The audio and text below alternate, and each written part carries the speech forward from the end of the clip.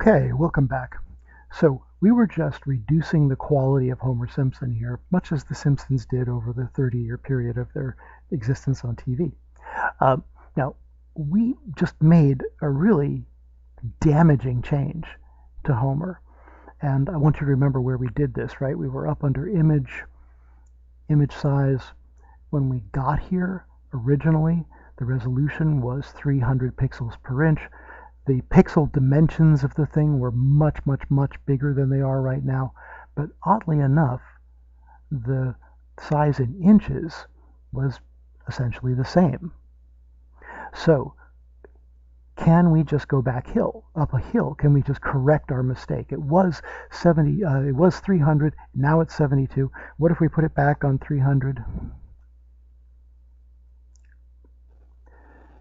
You might notice something weird. Do you notice how he looks sort of slippery?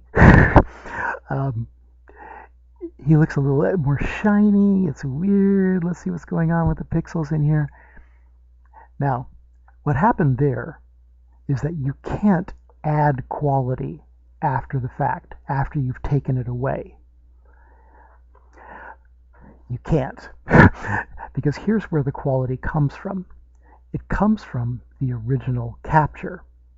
So whether it's a camera or a scanner bed or whatever it is, that moment of capture is the critical moment of resolution set. And then if we go in and chip away at it, we can't just claim it again.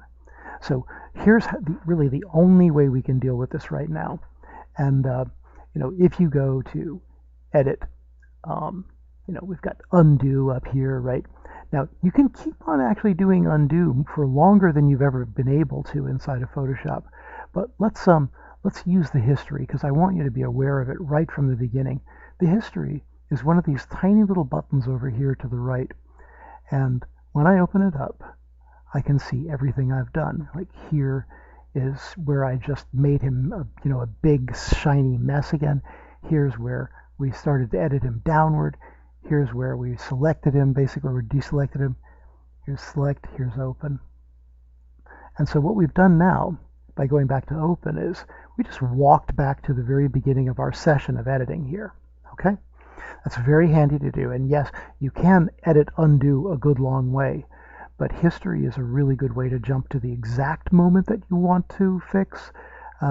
And it means you can also check really easily, one up, one down, and see exactly where the right spot is in a much more clear kind of way. All right, now let me go ahead and fit on screen again here. So how far could we push this?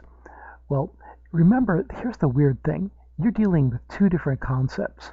You're dealing with on screen, where 72 pixels per inch is enough, and you're dealing with print in the real world.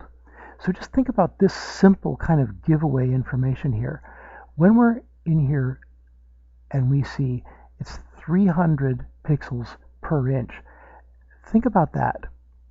Pixels per inch suggests the three-dimensional world we live in, because it's got inches in it. And you know what doesn't? Digital world. Digital world can have something that ends up equaling so many inches, but it's not how we think about it. We think about the things mostly in terms of pixels in the digital world. So here's our original size. Now, how far could we take this thing if we were really crazy, right? Let's say I'm going to go down to 10 pixels per inch. Now, you can see he's way off in the distance there. Let's go rapidly zooming in.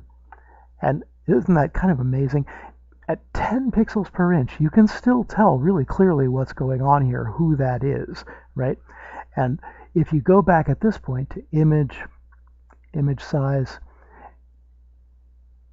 you can start to see when you turn on inches again that 5.3 inches is 10 pixels per inch, right?